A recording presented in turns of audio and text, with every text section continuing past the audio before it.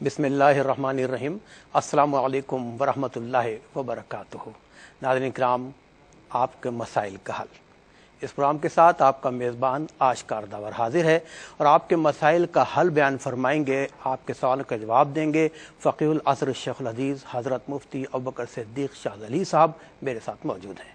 नाज़रीन किराम, रब्बे करीम सुब्हानहू व तआला कुरान मजीद फ़ुरक़ान हमीद में फरमाता है, वल क़स्री इन्नल इंसान लफ़ी खुस्र, कि कसम है ज़माने की सारे इंसान खसारे में है। इल्लल लज़ीना आमनू, मगर वो लोग जो ईमान लाए, व अमिलुस सालिहात, और जिन्होंने नेक अमाल किए, वतवासौ बिल हक़्क़ि वतवासौ बिस्सब्र, और सब्र की तलक़ीन की, हक़ की ताकीद की। तो साबित ये होता है कि इंसान सारे खसारे में हैं माँ सिवा उनके कि जिन्होंने आमाल सालेह इख्तियार किए। अब सवाल ये पैदा होता है कि आमाल सालेह क्या है। जी हाँ, आज इसी मौजू पे हम गुफ्तगू करेंगे कि आमाल सालेह क्या है, शरीयत में आमाल सालेह की तारीफ़ क्या है। एक हदीस मेरी नज़रों से गुजरी कि हज़रत अबू बकर सिद्दीक़ रज़ियल्लाहु ताला अन्हु फरमाते हैं कि हुज़ूर हज़रत मोहम्मद मुस्तफ़ा सल्लल्लाहु अलैहि वसल्लम एक दिन महफ़िल में तशरीफ़ फरमा थे और पूछा कि आज तुम में से रोज़ा किसने रखा। हज़रत अबू बकर सिद्दीक़ रज़ियल्लाहु ताला अन्हु फरमाते हैं, ऐ अल्लाह पाक के नबी सल्लल्लाहु अलैहि वसल्लम, मैंने आज रोज़ा रखा। आका सल्लल्लाहु अलैहि वसल्लम ने दूसरा सवाल किया कि बीमार की आदत आज किसने की। हज़रत अबू बकर सिद्दीक़ रज़ियल्लाहु ताला अन्हु फरमाते हैं, ऐ अल्लाह पाक के नबी सल्लल्लाहु अलैहि वसल्लम, मैंने आज बीमार की इयादत की।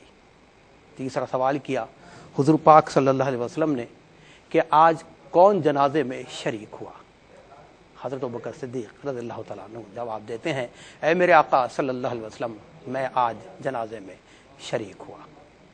फिर कायनात के आका सल्लल्लाहु अलैहि वसल्लम ने सवाल फरमाया कि आज मिस्कीन को खाना किसने खिलाया। हज़रत अबू बकर सिद्दीक़ रज़ियल्लाहु ताला अन्हु फरमाते हैं कि ऐ मेरे आका सल्लल्लाहु अलैहि वसल्लम, मिस्कीन को खाना भी आज मैंने खिलाया। हुज़ूर पाक सल्लल्लाहु अलैहि वसल्लम ने जब ये जवाब सुने तो फरमाया कि जो आदमी एक दिन में ये सारे काम करेगा वो लाज़मन जन्नत में जाएगा। जी हाँ नाज़रीन, आमाल सालेह क्या है, गुफ्तगू करेंगे मुफ्ती अबू बकर सिद्दीक़ शाज़ली साहब से, और आपको भी प्रोग्राम में शामिल करेंगे। इस मौजू के हवाले से या किसी भी शरई हवाले से कोई मसला आपके जहन में है, कोई सवाल आपके जहन में आता है, तो आप हमसे रब्ता कर सकते हैं उन दिए गए टेलीफोन नंबर्स पर जो आपके घरों पर हम डिस्प्ले कर रहे हैं। बहुत शुक्रिया नाज़रीन, गुफ्तगू का आगाज़ करेंगे और आपको प्रोग्राम में शामिल करेंगे। चलते हैं मुफ्ती साहब के पास, मुफ्ती अबू बकर सिद्दीक़ साहब के पास। मुफ्ती साहब अस्सलामु अलैकुम। वालेकुम अस्सलाम वरहमतुल्लाहि वबरकातुहू। सबसे पहले तो आपको दिल की गहराइयों से मुबारकबाद कि आप उन दरगाह मुक़द्दस की ज़ियारत करके भी तशरीफ़ लाए हैं, और यही वजह है कि 2 हफ़्ते हमें आपकी सोबत ना मिल सकी। मुफ्ती शाहिद साहब ने प्रोग्राम किया था। बहरहाल आपको बहुत बहुत मुबारक हो, और अल्लाह पाक आपका हर लम्हा इबादत में गुजरा हुआ कबूल फरमाए। तो मुफ्ती साहब, पहले चलिए इसी पर सवाल हो जाए, वो भी आमाल सालेह हैं। जी जी जी, कैसे कैसे एहसासात हैं उन दरगाह मुक़द्दस से आने के बाद। औज़ु बिल्लाहि मिनश शैतानिर रजीम, बिस्मिल्लाहिर रहमानिर रहीम, अल्हम्दुलिल्लाहि रब्बिल आलमीन, वस्सलातु वस्सलामु अला सय्यिदिल अंबिया वल मुरसलीन व अला आलिहि व अस्हाबिहि व अहलि बैतिहि व ज़ुर्रिय्यतिहि अजमईन वल आक़िबतु लिल मुत्तक़ीन। देखिए, आपने बड़ा अच्छा सवाल किया है। ये अचानक बहुत मुश्किल भी है ये सवाल, लेकिन मेरे जहन में जो इसका जवाब आ रहा है, यानी आपने कहा क्या एहसासात होते हैं, क्या जज्बात होते हैं। तो देखिए, हम छोटे लोग हैं और हमारी जितनी इस्तेदाद हैं, जितनी इस्तिताअत है, उसके मुताबिक अगर हम काबा मुअज़्ज़मा की हाज़िरी या काबे के काबा सरवर दो आलम सल्लल्लाहु अलैहि वसल्लम की बारगाह की हाज़िरी हमें नसीब हो जाए तो ये हमारे लिए मेराज की हैसियत रखती है। सुभान अल्लाह, सुभान अल्लाह। जो ज़्यादा मर्तबे वाले हैं उनकी मेराज ज़्यादा मर्तबे वाली है, तो हम छोटे मर्तबे वाले हैं, तो हमारे लिए उनकी मुलाकातें, उनकी ज़ियारत करीब से मेराज की हैसियत रखती है।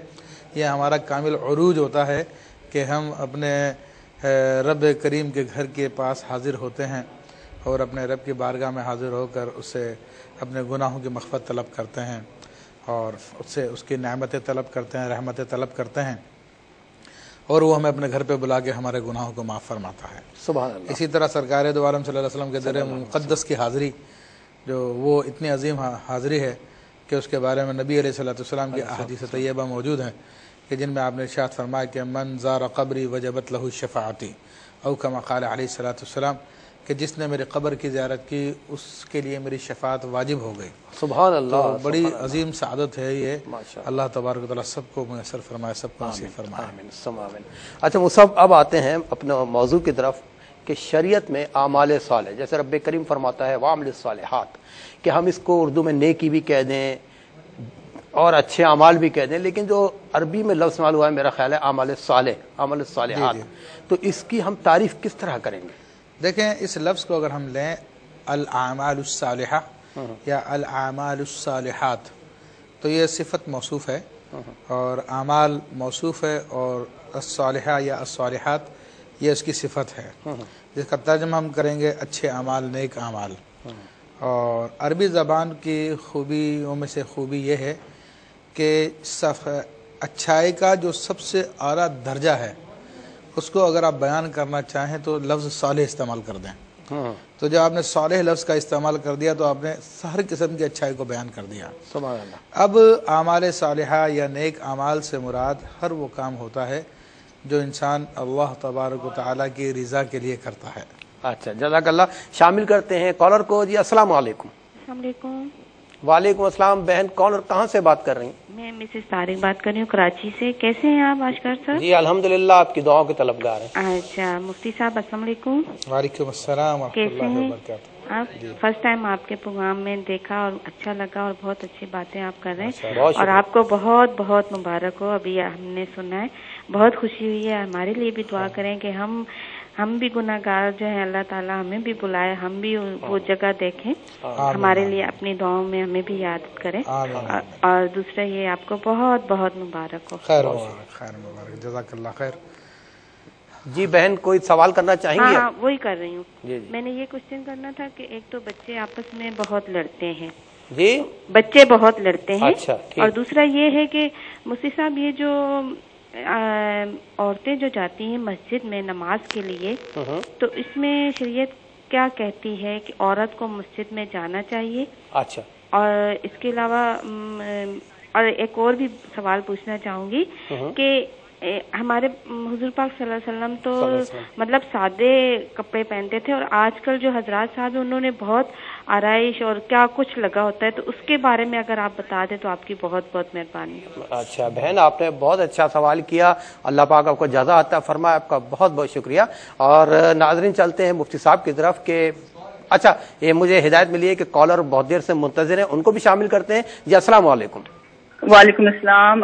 جی مجھے مفتی صاحب سے سوال کرنا تھا کہ لوگ بیماری کو کیونکہ کہتے ہیں جی شامت اعمال ہے، یہ کہاں تک کہنا درست ہے اور سمجھنا اس بات کو درست ہے؟ اچھا ٹھیک ہے بہن، آپ کہاں سے بات کر رہی ہیں؟ میں جی فرحت بات کر رہی ہوں کراچی سے۔ کراچی سے بات کر رہی ہیں ہماری بہن، ٹھیک ہے بہن، آپ نے بھی ایک بڑا خوبصورت سوال کیا، اور یقیناً آپ کے سوال کے جواب ملے گا، اس کی روشنی میں ہم سب کے علم میں بہت اضافہ ہوگا۔ تھینک یو بہن، اپنا بہت خیال رکھیے گا کہ آپ نے ہمارے پروگرام میں شرکت کی، آپ کا بہت بہت شکریہ۔ جی مفتی صاحب، دیکھ بہن نے کوشچن کیا، بلکہ سب سے پہلے تو انہوں نے کہا کہ دعا کے لیے، کہا کہ عمرہ کے لیے، حاضری کے لیے، تو دیکھیں اس کا سب سے آسان ترین نسخہ تو یہی ہے کہ نبی علیہ الصلوۃ والسلام کی بارگاہ میں خوب درود و سلام کے تحفے پیش کیا جائے۔ سبحان اللہ۔ تو جس کی جتنے زیادہ درود و سلام ہوتا ہے اتنے زیادہ رسول اللہ صلی اللہ علیہ وسلم کی بارگاہ میں حاضری ہوتی ہے، پھر وہاں سے اذن ہو جاتا ہے، پھر اسباب بن جاتے ہیں، سارے کام بن جاتے ہیں۔ پھر بات رکھ سکتے، ایک بڑی پیاری بات آپ نے کی، درود شریف کی کثرت رکھنے کی۔ جی جی۔ اچھا، اب کوئی خاص وقت پہ ہم متعین کر لیں کہ ہم درود شریف پڑھیں، مثال پر کوئی کام کر رہے ہیں بسم اللہ الرحمن الرحیم درود شریف پڑھ لیں، کھانا کھا رہے ہیں بسم اللہ الرحمن الرحیم کھانے کی دعا پڑھ کے درود شریف پڑھ لیں، اگر ہم متواتر نہ پڑھ سکیں، دنیا ہے، بشریت ہمارے اندر ہے، بھول جاتے ہیں، تو کم از کم وہ تعین ہو جائے اوقات کا، تو کہ جائز ہے اس طرح؟ ہاں یہ بہت اچھا ہے، بلکہ حدیث کے رما کہ کلو امر ذی بال لم یبدا بصلاۃ علی النبی صلی اللہ علیہ وسلم واقطعہ کما قال علیہ السلام، کہ ہر اچھا کام جو نبی علیہ الصلوۃ والسلام پہ درود پاک پڑھ کے شروع نہ کیا جائے وہ نامکمل رہتا ہے۔ اچھا اچھا اچھا۔ تو یہ کھانے کا اور دیگر اچھے کام جائز کاموں میں ضرور پڑھنا چاہیے۔ اس کے علاوہ اپنا ایک وقت مقرر کر لیں جو آپ کے درمیان میں اور آقا علیہ الصلوۃ والسلام کے درمیان میں ایک خاص مطلب کہ آپ کا وقت ہوگا، وہ مخلوق میں کسی اور کے لیے نہیں ہے. اور اس وقت بیٹھ کر اپنے آنکھیں بند کر کر رسول اللہ صلی اللہ علیہ وسلم کا تصور کر کر، جو احادیث میں آیا ہے، کتابوں میں آیا ہے، ان کا نورانی حیولہ کو آپ کا تصور کریں آنکھیں بند کر کے، اس طرح درود و سلام پیش کریں کہ جیسے کہ گویا کہ آپ سرکار دو عالم صلی اللہ علیہ وسلم کے بارگاہ میں حاضر ہے. اور بزرگ فرماتے ہیں کہ ایک دن حاضر بھی ہو جاتا ہے بندہ اس طرح کرنے سے، لیکن اس میں طوالت چاہیے، مدت چاہیے، استقامت چاہیے، اور اس کو جاری رکھیں اور پھر جس قدر ہو سکے درود پاک پڑھیں. جزاک اللہ. جی آتے ہیں سوال. اچھا بچے آپس اچھا صاحب بہت معذرت ہے، کالر کو شامل کریں تو ایک ساتھ انشاءاللہ آپ سے جواب لیں گے. جی السلام علیکم. السلام علیکم. وعلیکم السلام. بہن کون اور کہاں سے بات کر رہی ہیں؟ میں نازیہ رشید بول رہی ہوں، کراچی سے. کراچی سے ہماری بہن نازیہ بات کر رہی ہیں. جی بہن فرمائیے. جی سب سے پہلے مفتی صاحب کو بھی بہت بہت سلام. مفتی صاحب آپ کو بہت بہت مبارک ہو. اور جی اچھا مطلب میرا پہلا سوال یہ ہے کہ میاں بیوی کی لڑائی ہو رہی تھی، شوہر نے بیوی سے کہا کہ تم میری طرف سے فارغ ہو جب تک میری ماں سے معافی نہ مانگ لو، طلاق کا کیا حکم ہوگا؟ ٹھیک. دوسرا سوال یہ ہے کہ اگر بہت زیادہ نزلہ ہو رہا ہو تو کیا حالت احرام میں رومال استعمال کیا جا سکتا ہے؟ تیسرا سوال یہ ہے کہ کیا عمرہ کرنے کے لیے کسی سے قرض لیا جا سکتا ہے؟ اور چوتھا سوال یہ ہے کہ ایک مسجد میں ایک حافظ قرآن جو عالم بھی ہیں وہ امامت کراتے ہیں، اسی محلے میں ایک مفتی صاحب آ کر رہنے لگے لیکن وہ حافظ قرآن نہیں. اب لوگ یہ کہتے ہیں کہ مفتی کا درجہ عالم سے بڑا ہے لہٰذا امامت مفتی صاحب کو کرانی چاہیے، جبکہ مسجد کی انتظامیہ عالم صاحب کے حق میں ہے. شریعت کی روح سے امامت کس کا حق ہوگا؟ ٹھیک ہے نازیہ بہن، آپ کے سوالات ہم نے نوٹ کر لیے ہیں، انشاءاللہ مجھ سے آپ کے سوالوں کا جواب دیں گے. ناظرین ہمیں جانا ایک چھوٹے سے بریک پہ، انشاءاللہ بریک کے بعد آئیں گے، پھر آپ کے پوچھے گئے مسائل کا سوالوں کے جواب لیں گے مفتی صاحب سے. ملتے ہیں ایک چھوٹے سے بریک کے بعد. سے دور ہے من جسے جی ناظرین، پروگرام پیش کیا جا رہا ہے آپ کے مسائل کا حل، اور مسائل کا حل پیش کر رہے ہیں شیخ الحدیث جناب حضرت مفتی ابوبکر صدیق شاذلی صاحب. ناظرین آپ کے سوال ہم نے نوٹ کیے ہیں، وقفے سے پہلے انشاءاللہ مفتی صاحب ان کے جوابات بھی دیں گے اور آپ کے سوالوں کو بھی ہم شامل کریں گے. بدر ٹیلی فون آپ ہم سے رابطہ کر سکتے ہیں ان دیے گئے ٹیلی فون نمبرز پر جو آپ کے گھروں پر آپ کے ٹی وی اسکرین پر ہم ڈسپلے کر رہے ہیں. اور ابھی بریک میں بھی ہمیں آف ایئر بھی 2-3 ہمارے بہن بھائیوں نے جوائن کیا تھا، ان کے سوال بھی ہم نے نوٹ کر لیے ہیں، وقت نے اجازت دی تو انشاءاللہ ان کو بھی شامل کریں گے. جی مفتی صاحب بہن بھائیوں کے ہمارے سوال موجود تھے. بہن نے کہا کہ بچے آپس میں بہت لڑتے ہیں، تو دیکھیں اس میں ہماری بے احتیاطیاں ہوتی ہیں. اگر ہم اپنے گھر کو شیطان سے پاک رکھیں گے تو پھر بچے آپس میں نہیں لڑیں گے. بچوں کو تعلیم دی جائے جب بھی گھر سے باہر نکلے بسم اللہ توکلت علی اللہ پڑھ کے نکلے. جب گھر میں آئے، بڑا ہے چاہے بچہ ہے چھوٹا ہے، وہ سب کے سب بسم اللہ الرحمن الرحیم پڑھ کے گھر میں داخل ہوں تو شیطان پھر باہر ہی رہ جاتے ہیں. جب شیاطین باہر رہ جاتے ہیں تو پھر وہ نا اتفاقی نہیں ہوتی ہے. پھر بچوں کو رسول اللہ صلی اللہ علیہ وسلم کی محبت کی تعلیمات دیں، اہل بیت کی تعلیمات دیں، صحابہ کرام کی محبت کی تعلیمات دیں، اس سے بچوں میں خود آپس میں محبت پیدا ہوگی انشاءاللہ. بہن نے کہا کہ عورت کو مسجد میں جانا چاہیے یا نہیں جانا چاہیے. تو دیکھیں ویسے تو ہمارے فقہاء کرام نے عمومی طور پہ جو حکم بیان کیا تھا وہ یہی ہے کہ خواتین کو مسجد میں نہیں آنا چاہیے. دیکھیں اس زمانے میں بعض علماء نے جہاں پر یہ رواج ہو گیا کہ خواتین مسجد میں آ رہی ہیں، اس کے لیے وہ کہتے ہیں کہ ٹھیک ہے وہ آ جائیں اور اپنا جو بھی دینی کام ہے، جو بھی وعظ سننا ہے سن کے پھر واپس چلے جائیں، لیکن پردے کا اہتمام رکھیں، میک اپ وغیرہ یہ وہ دیگر چیزوں سے احتراز کریں. آج کل لوگ آرائش والے کپڑے پہنتے ہیں جبکہ رسول اللہ صلی اللہ علیہ وسلم نے تو سادے کپڑے پہنے ہیں. تو دیکھیں یہ آرائش والے کپڑے جس میں کوئی غیر شرعی بات نہ ہو تو وہ حرام نہیں ہے. اور باقاعدہ قرآن کی آیت ہے قل من حرم زینت اللہ التی اخرج لعبادہ، کہ آپ فرما دیجئے کہ اس زینت کو کس نے حرام کر دیا جو اللہ نے اپنے بندوں کے لیے نکالی ہے، سوائے یہ کہ اس میں کوئی ناجائز کام ہو تو اس کو ہم منع کریں گے. باقی اگر جائز ڈیزائننگ بھی ہے، خود رسول اللہ صلی اللہ علیہ وسلم کے جبہ مبارکہ پر باقاعدہ حدیث میں آتا کہ ریشم کی جو ہے وہ کناریاں لگی ہوئی تھی، اور باقاعدہ یہاں پہ بھی کناری لگی ہوئی تھی، ڈیزائننگ تھی ہلکی سی، تو وہ شریعت نے حرام نہیں قرار دی ہے.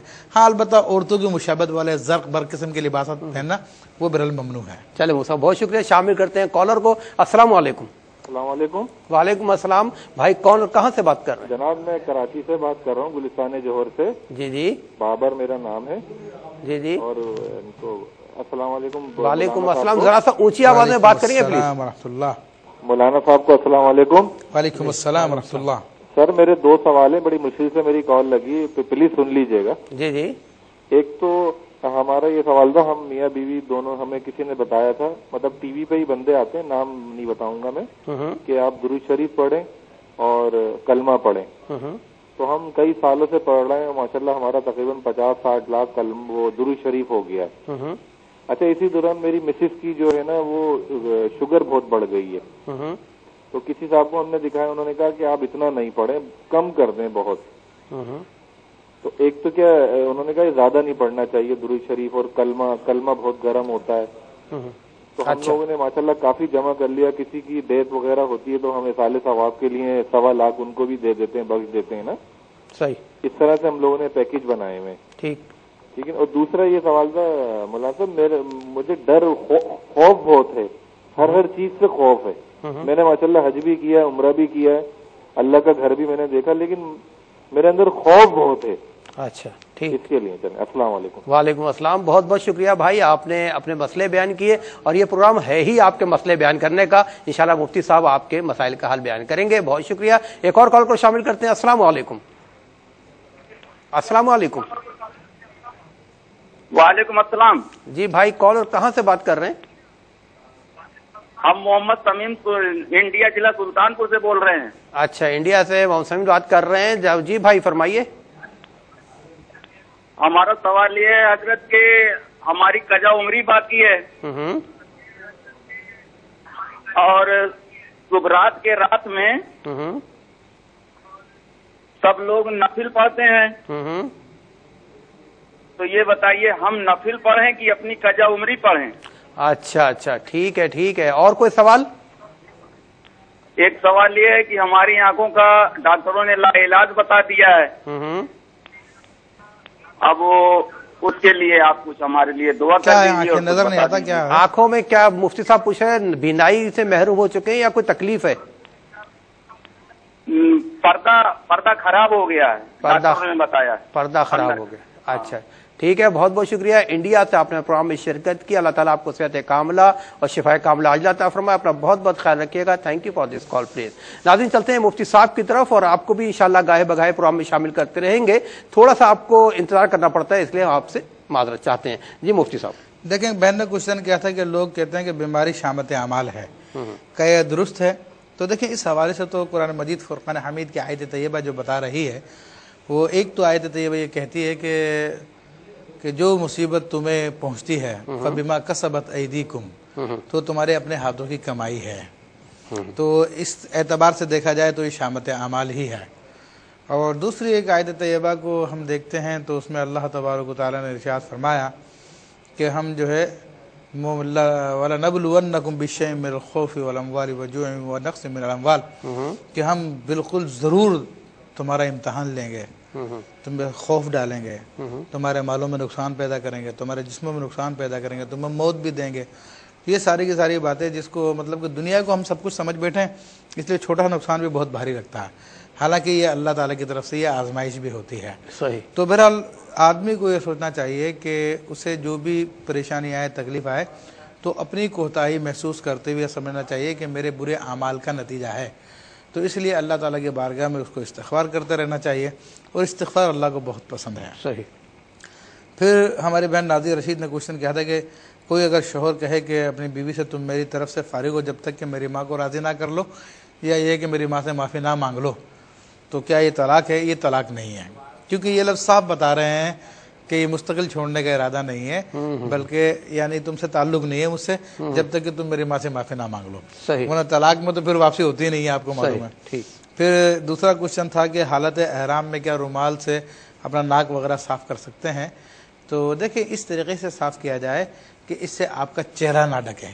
تو آپ تھوڑا سا حصہ لے کر اپنے ناک کو پکڑ کے صاف کر سکتے ہیں، کوئی ایسا مسئلہ نہیں ہے. ہاں، یوں پورا منہ پہ رومال ڈال لینا تو پھر وہ محرم کے لیے منع ہوتا ہے. صحیح.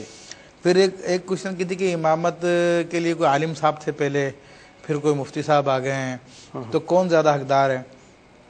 تو بات یہ ہے کہ حقدار وہی ہے جو آلریڈی وہاں پر امام ہے. ہاں. اچھا، وہ ان کو تھوڑا کنفیوژن تھا کہ وہی کہہ رہی ہیں جو نماز پڑھا رہے ہیں وہ حافظ ہیں، محلے میں نئے آئے مفتی ہیں. کچھ لوگ کہتے ہیں کہ مفتی صاحب کا حق ہے کہ وہ امامت کریں، کچھ لوگ کہتے ہیں حافظ صاحب کا فرض ہے کہ وہ امامت کریں.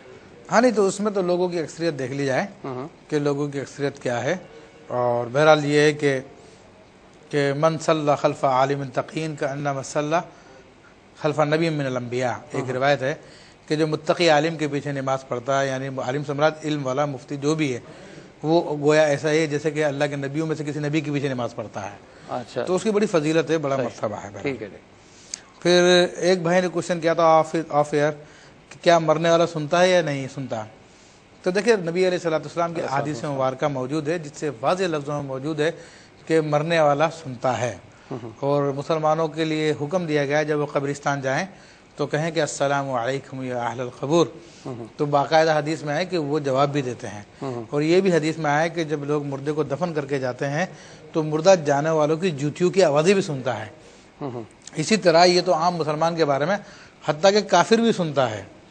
نبی علیہ الصلوۃ والسلام نے قلعہ بدر پہ جا کر، بدر کی جنگ کے 3 دن بعد جا کر وہاں پر ابو جہل اور دیگر لوگوں کو مخاطب کر کے فرمایا تھا کہ اے کافروں، بتاؤ جو تمہارے رب نے وعدہ کیا تھا وہ سچا نکلا ہے، میرے رب نے جو وعدہ کیا تھا وہ سچا نکلا. تو حضرت عمر نے عرض کی یا رسول اللہ صلی اللہ علیہ وسلم کیا یہ سنتے ہیں؟ تو آپ نے فرمایا کہ عمر تم ان سے زیادہ نہیں سنتے. تو یہ یعنی کافر مردہ بھی ہو، غیر مسلم مردہ بھی ہو، وہ بھی سنتا ہے. تو جو مومن ہے اور مومنوں میں بھی خاص اولیاء کرام ہے تو ان کا تو پھر معاملہ ہی کیا ہے. سبحان اللہ، سبحان اللہ. گلستان جوڑ سے بھائی نے کہا کہ ہم بہت کثرت سے درود پاک پڑھتے ہیں، کلمہ طیبہ پڑھتے ہیں، شوگر ہو گئی ہے تو ڈاکٹروں نے کہا کہ اتنی کثرت سے نہ پڑھیں. دیکھیں یہ تو بیماریوں کو دور کرنے والی چیزیں ہیں، درود شریف بھی اور کلمہ طیبہ بھی. سبحان اللہ. تو یہ ڈاکٹروں کی غلط فہمی ہے کہ اس کی وجہ سے ان کو معاذ اللہ شوگر ہو گئی ہے تو وہ اپنا علاج کروائیں ڈاکٹر لوگ کہ جو ایسی بات کہہ رہے ہیں. ورنہ درود شریف بیماریوں سے شفا ہے، کلمہ طیبہ بیماریوں سے شفا ہے. یہ صحیح. اور نبی علیہ الصلوۃ والسلام کی احادیث کو دیکھا جائے تو صحابی سے باقاعدہ ثابت ہے کہ اس نے صحابی نے عرض کی حضرت ابی بن کعب نے یا رسول اللہ صلی اللہ علیہ وسلم اب تو میں پورا دن ہی آپ پہ درود پڑھتا رہوں گا. ہاں سبحان اللہ. تو آپ نے فرمایا کہ اگر ایسا کرو گے تو تمہارے ہر غم کے لیے کافی ہو جائے گا، سبحان اللہ تعالیٰ تمہاری حاجتوں کو پورا کر دے گا. تو حضور تو یہ فرما رہے ہیں اور یہ کہہ رہے ہیں کہ جناب زیادہ پڑھنے سے تمہارے کو یہ ہو گیا. پھر ان کی ایک غلط فہمی دور کرنا چاہتا ہوں کہ کہہ رہے ہیں کہ جناب ہم لوگ جو ایثار ثواب بھی کرتے رہتے ہیں اس کے ذریعے، کسی کو 1 لاکھ دے دیا، 1.25 لاکھ دے دیا. تو ان کی معلومات میں اضافے کے لیے یہ بات ہے کہ جو بھی عمل ہم پڑھ کے کسی کو ایثار ثواب کرتے ہیں تو کرنے کے بعد وہ ختم نہیں ہو جاتا، بلکہ جتنے لوگوں کو دیا اتنا گناہ ہمارے اس میں اور اضافہ ہو جاتا ہے. یہ ایسے ہی ہے جس طرح کی نالج ہوتی ہے جس کو خرچ کرنے سے کم نہیں ہوتی، ایسے ہی ثواب بخشنے سے وہ ثواب ختم نہیں ہوتا بلکہ اور اس کے ثواب میں اضافہ ہو جاتا ہے. سبحان اللہ. پھر کہا کہ ڈر خوف بہت ہے، حالانکہ میں عمرہ بھی کر چکا ہوں، میں حج بھی کر چکا ہوں. تو دیکھیں یہ اچھی بات ہے کہ اللہ کا خوف ہے. اور بزرگ فرماتے ہیں جب انسان جوانی میں ہو تو اس کو اللہ کا خوف رکھنا چاہیے. ہاں جب جوانی کی دہلیز سے قدم آگے بڑھائے تو پھر اس کی رحمتوں پہ نظر رکھنی چاہیے، امید پہ نظر رکھنی چاہیے. سبحان اللہ. بہت شکریہ مفتی صاحب. ناظرین انشاءاللہ مسئلے سننے کا اور مسئلوں کے حل بیان کرنے کا سلسلہ جاری رہے گا تا وقت کہ اختتام پروگرام ہو. فی الوقت جانا ہے ہمیں بریک پہ. ملتے ہیں ایک مختصر سے وقفے کے بعد. سے دور ہے مندا. جی ناظرین پروگرام پیش کر رہے ہیں ہم آپ کی خدمت میں، آپ کے مسائل کا حل اور مسائل کا حل بیان کر رہے ہیں یا آپ کے سوالوں کے جواب دے رہے ہیں. میرے ساتھ موجود ہیں شیخ الحدیث جناب مفتی ابوبکر صدیق شاذلی صاحب.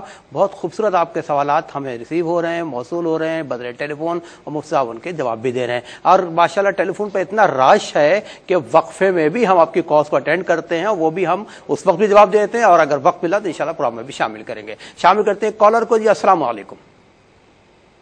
السلام علیکم. وعلیکم السلام. جی بھائی کون اور کہاں سے بات کر رہے ہیں؟ میں نثار بات کر رہا ہوں مفتی صاحب راولپنڈی سے. نثار بھائی راولپنڈی سے بات کر رہے ہیں. جی نثار بھائی میرا سوال مفتی صاحب سے یہ سر کہ میں سرکاری ملازم ہوں نا، تو بینک ہمیں قرضہ دیتا ہے 1 لاکھ روپیہ. تو 1 لاکھ روپے کے ساتھ 44-45 ہزار روپے ایڈوانس لے کے پرافٹ لیتا ہے نا، وہ تنخواہ کے حساب سے دیتا ہے. مطلب تنخواہ جس حساب سے میری 10-11 ہزار تنخواہ ہے تو وہ 10 تنخواہیں دیتے ہیں اور ساتھ میں 45 ہزار روپے تقریباً پرافٹ لیتے ہیں بینک. صحیح. تو وہ کیا میں لے سکتا ہوں شرعی لحاظ سے مجبوری کی صورت میں کہ نہیں لے سکتا ہوں؟ اچھا ٹھیک ہے بھائی، آپ کا سوال ہم نے نوٹ کر لیا ہے اور آپ کا بہت بہت شکریہ کہ آپ نے راولپنڈی سے ہمارے پروگرام میں شرکت کی۔ ناظرین، وقفے میں خاتون نے ہمیں جوائن کیا تھا سیالکوٹ سے، روبینہ بہن نے، اور انہوں نے سوال کیا تھا کہ انہوں نے خلع کی درخواست عدالت میں داخل کی ہے اور اب اپنے شوہر کے ساتھ رہنا چاہتی ہیں، تو کیا میں خلع کی درخواست داخل کرنے کے بعد واپس لے سکتی ہوں؟ شریعت اس حوالے سے کیا کہتی ہے، پوچھتے ہیں مفتی صاحب سے۔ دیکھیے، اس حوالے سے ہم نے عرض کیا تھا کہ اگر وہ واقعی بسنا چاہتے ہیں تو پھر شوہر سے رابطہ کر کے ان سے کہہ دیں کہ میں رہنا چاہتی ہوں اور آپ بسانا چاہتے ہیں تو ٹھیک ہے، اور اگر ہاں کر دیں تو پھر کورٹ میں جا کے کہہ دیں کہ میں اپنا کیس واپس لے رہی ہوں، صحیح، وہ واپس ہو جائے گا۔ ٹھیک، اچھا ابھی ایک اور یونائٹڈ عرب ایمریٹ سے ایک سوال آیا تھا ایک خاتون نے کہ ان کی شادی ہوئی تھی اور 1 سال کی بچی تھی، ان کی سیپریشن ہو گئی، تب بچی 10-11 سال کی ہے، کراچی آ رہی ہیں، تو کیا اس کے باپ سے بچی کو شرعی طور پر ملانا لازم ہے؟ دیکھیں، ان خاتون پہ تو یہ بات لازم نہیں ہے کہ وہ بچی کے لیے اسپیشل انتظامات کرے۔ ہاں، اگر بچی ڈیمانڈ کرتی ہے کہ مجھے میرے باپ سے ملایا جائے تو پھر ماں اس کو ملا دے، یا اس کا شوہر ڈیمانڈ کرتا ہے کہ میری بچی کو مجھ سے ملایا جائے، اور بلکہ اب چونکہ بچی قریب بلوغ ہے تو ایسی صورت میں جتنے سالوں کا جو خرچہ تھا وہ باپ ہی کی ذمہ داری تھی جس نے طلاق دے کے چھوڑ دیا، مگر اتنا نااہل باپ ہے کہ جسے اپنی بچی کی پرواہ تک نہیں، 11 سال ہو گئے، 11 سال کے اندر اس شخص نے پوچھا تک نہیں مڑ کے کہ میری بچی کی کیا حال ہے، کیا نہیں ہے، کس طرح پرورش پا رہی ہے، تو ایسا ظالم آدمی کہاں مطلب کہ اس قابل ہے کہ اس کے حوالے بچی کر دی جائے، تو بچی کو بھی ضائع کر دے گا یہ انسان۔ اس کو کوئی حیا ہوتی، غیرت ہوتی تو اتنے عرصے میں رابطہ کر لیتا وہ اپنی بچی کے لیے، اور سے نہیں تو بچی کی محبت میں کر لیتا، بچی کی محبت میں کر لیتا۔ بہت شکریہ صاحب، شامل کرتے ہیں کالر کو۔ جی السلام علیکم۔ جی السلام علیکم۔ وعلیکم السلام، میں نے مفتی صاحب سے ایک سوال کرنا ہے کہ کسی نے مجھ سے قرضہ لیا تھا اپنے دو بیٹوں کی قسم کھا کے کہ اگر میں واپس نہ کروں تو یہ مر جائیں یا ان کو کچھ ہو جائے، استغفر اللہ، انہوں نے مجھے 2 سال ہو گئے ہیں کوئی رابطہ نہیں کیا اور نہ ہی وہ پیسے دینے کی بات کرتے ہیں، اور میں نے ان سے رابطہ کرنے کی کوشش کی ہے لیکن وہ نہیں کرتے۔ دوسرا میرا یہ سوال ہے کہ میں کام کرتا ہوں لیکن اس میں کوئی پروفٹ وغیرہ نہیں ہوتی، اور 2 سال 2.5 سال سے میں کافی پریشانی میں ہوں، تو مجھے کچھ پڑھنے کے لیے بتا دیں یا پھر۔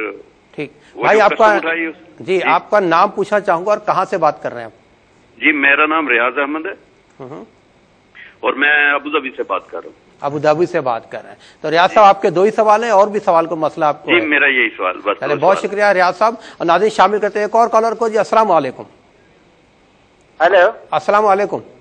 جی وعلیکم السلام۔ جی بھائی کون اور کہاں سے بات کر رہے ہیں؟ خالد بول رہا ہوں جناب، پنڈی سے۔ پنڈی سے خالد صاحب بات کر جی خالد صاحب۔ جی مسئلہ یہ ہے کہ ہمارے پہ یہ کچھ جادو یا ٹونا جو کرتے ہیں اس کا توڑ کو ہے آپ کے پاس؟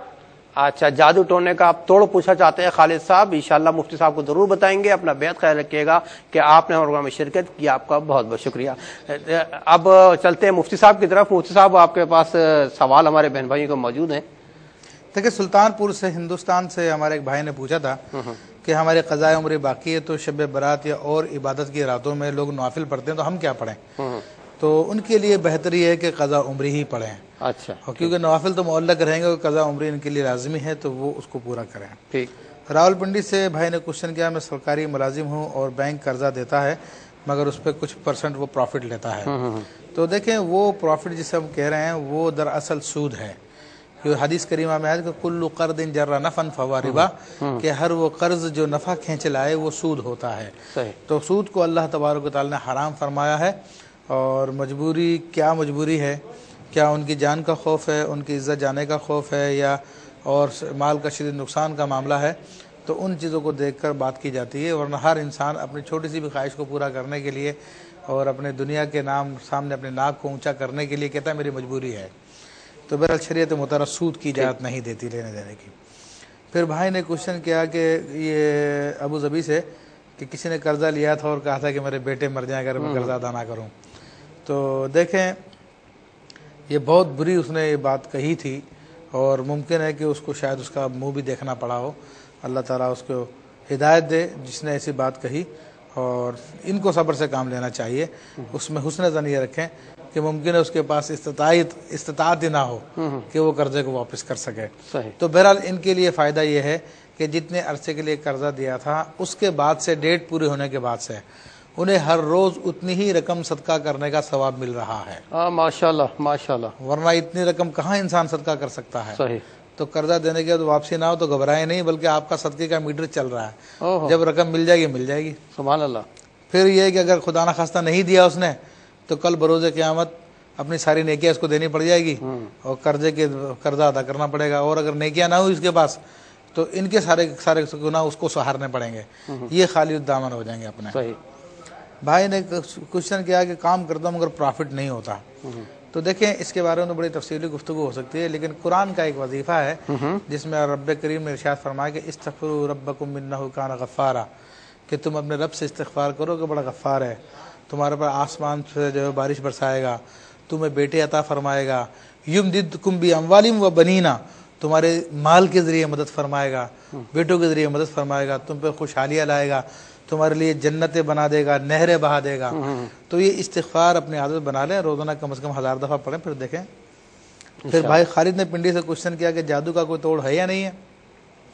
جادو کا حقیقی طور تو اسلام ہی میں ہے، اور وہ جو قرآن مجید فرقان حمید کی جو آیت طیبہ نازل ہوئی ہیں آخری، قل اعوذ برب الفلق اور قل اعوذ برب الناس، وہ جادو کے توڑ کے لیے اکثیر ہیں، لیکن اس کو پڑھنے کا طریقہ ہے اس کی کثرت کریں، اگر ان کی بھی کثرت نہیں کرتے تو بہرحال قرآن مجید فرقان حمید کی جو آیات ہیں جن میں جادو کا ذکر آیا ہے وہ تمام کی تمام آیتوں کو انسان اگر ملا کے بکثرت پڑھے تو اس سے بھی جادو خود بخود ختم ہو جاتا ہے۔ پھر یہ ہے کہ یا حق یا ممیتو، یہ دو اللہ تبارک و تعالیٰ کے اسما ہیں، اگر ان کو روزانہ 1000 دفعہ پڑھا جائے تو بھی انسان کے اوپر سے جادو ختم ہو جاتا ہے، کیونکہ جب انسان اللہ کو یاد کرتا ہے، حق کہتا ہے، تو حق کی تجلی اس کی طرف متوجہ ہوتی ہے، اور جب حق کی تجلی متوجہ ہوتی ہے تو بندہ جو حق میں آ جاتا ہے، اور اللہ فرماتا ہے جاء الحق وزهق الباطل، حق آیا باطل مٹ گیا، اور جادو باطل ہے، تو جب حق کی تجلی آئے گی تو جادو مٹ جائے گا ماشاءاللہ۔ اور یا ممیتو کا بھی یہی تاثیر ہے کہ وہ شیاطین وغیرہ کو مارتا ہے، یہ اللہ تعالیٰ کے اسما ہے، تو ان کی کثرت کریں انشاءاللہ تبارک و تعالیٰ۔ ماشاءاللہ مصعب، ماشاءاللہ آپ علم کا ایک بہتا ہوا دریا ہیں، اللہ تعالیٰ ہم سب کو استفادہ کرنے کی توفیق عطا فرمائے۔ میں ایک عوام کی انٹرسٹ پہ ایک سوال ہماری روبینہ بہن نے کیا تھا کہ ان کے گھر میں بیماریاں بہت ہیں، جی تو وہ آپ نے کچھ بتایا تھا، تو ہمارے بہن بھائی بھی استفادہ کریں گے اس سے۔ دیکھیں بیماریوں کے حوالے سے بات یہ ہے کہ عمومی طور پہ جو بیماریاں ہیں یہ خیر اللہ کے حکم سے ہی ہوتی ہیں، بے شک، لیکن ظاہر میں اس کے اسباب ہوتے ہیں، اور ظاہری اسباب کے اندر یہ ہے کہ ہمارے اس عالم ناسوت پر جو حاکم ہے وہ دوسرا عالم ہے جسے عالم ملکوت کہتے ہیں، تو عالم ملکوت پہ جبروت ہے، جبروت پہ لاہوت ہے، تو احکامات وہاں سے چلتے ہیں۔ تو یہاں پر ان تمام کے تمام معاملات کو سنبھالنے کے لیے چونکہ ملکوت سے ہمارا براہ راست تعلق ہوتا ہے، تو پھر ایسی مخلوق اللہ تعالیٰ نے پیدا فرمائی ہے جو کہ ان بیماریوں کا سبب بنتی ہیں۔ جب انسان قرآن مجید فرقان حمید کی تلاوت کرتا ہے، اللہ تعالیٰ کے نام کو یاد کرتا ہے، اللہ کو یاد کرتا ہے، تو اس کی برکت سے وہ چیزیں جو ہے دور ہو جاتی ہیں۔ اس میں بہترین چیزیں یعنی یہ جنات وغیرہ اس میں بڑے کردار ادا کرتے ہیں، اور جنات صرف وہی نہیں ہوتا جو ہم نے سمجھ رکھا ہے، وہ مائی بھی ہوتے ہیں، پانی کے بھی ہوتے ہیں، اور ہوائی بھی ہوتے ہیں، اور نار کے بھی ہوتے ہیں، ہر طرح کے ہوتے ہیں۔ تو سورہ جن کو عشاء کے بعد 7 مرتبہ پڑھا جائے اور پانی پہ دم کر کے اس کو پی لیا جائے اور پورے گھر والوں کو پلایا جائے تو اس کی وجہ سے یہ تمام کی تمام بیماریاں دور ہونا شروع ہو جاتی ہے، اور اس وظیفے کی مدت جو 21 دن ہے بلا ناغا۔ چلے بہت شکریہ مفتی صاحب، اللہ تعالیٰ آپ کو جزائے خیر عطا فرمائے۔ ناظرین، ہماری خوش قسمتی ہے اتنے جید علماء اکرام ہمارے ساتھ موجود ہوتے ہیں، ان کی صحبت ہمیں ملتی ہے، ہمیں چاہیے اعمال صالح اختیار کریں، یقین کریں ہمارا ہر عمل لکھا جا رہا ہے۔ کہ حضرت عثمان غنی رضی اللہ تعالیٰ عنہ راوی ہیں کہ فرماتے ہیں کہ ایک دن حضور پاک صلی اللہ علیہ وسلم سے میں نے پوچھا کہ اللہ پاک نبی صلی اللہ علیہ وسلم اللہ کے بندے کے ساتھ کتنے فرشتے ہوتے ہیں؟ آقا صلی اللہ علیہ وسلم نے فرمایا ایک دائیں فرشتہ ہوتا ہے جو نیکیاں لکھنے پر مامور ہے، اور وہ بائیں والے کا انچارج ہوتا ہے یا اس کا سربراہ ہوتا ہے، اور جب کوئی شخص نیکی کرتا ہے تو دایاں فرشتہ 1 کی 10 لکھتا ہے، اور کوئی بایاں فرشتہ اگر کسی کی گناہ دیکھے تو دائیں والے سے پوچھتا ہے کہ میں اس کو لکھ لوں، وہ کہتا ہے ٹھہر جا، شاید توبہ استغفار کرے۔ اس طرح وہ بایاں فرشتہ 3 دفعہ پوچھتا ہے دائیں والے سے کہ اپنے امیر سے کہ میں لکھوں یا نہ لکھوں، تیسری دفعہ میں دائیں فرشتہ یعنی اس کا امیر کہتا ہے اب لکھ لو، کیونکہ اس نے توبہ استغفار نہیں کی۔ اور اس کو اللہ پاک سے حیا نہیں ہے۔ دیکھیں اللہ پاک سبحانہ وتعالیٰ قرآن مجید میں فرماتا ہے کہ جب تم نیکی کا ارادہ کرتے ہو ہم اس کو لکھ لیتے ہیں، اور جب تم برائی کا ارادہ کرتے ہو ہم اس کو اس وقت تک نہیں لکھتے جب تک کہ وہ تم سے سرزد نہ ہو جائے۔ اپنا بے حد خیال رکھیے گا، اعمال صالح اختیار کریں کہ اللہ پاک ہم سب کو اور آپ کا حامی ناصر ہو۔ زندگی بخیر، انشاءاللہ تعالی ریپیٹ ٹیلی کاسٹ آج رات پاکستانی ٹائم کے مطابق 1 بجے پھر ہوگی، اور لائیو پروگرام کے ساتھ اگلی جمعرات کو اسی وقت 8 سے 9 انشاءاللہ آپ کی خدمت میں مفتی ابوبکر صدیق شاذلی صاحب کے ساتھ یہ خاکسار میزبان آشکار داور آپ کی خدمت میں پھر حاضر ہوگا۔ اس وقت کے لیے اجازت دیجیے، اللہ حافظ، فی امان اللہ، والسلام علیکم ورحمۃ اللہ۔ سے دور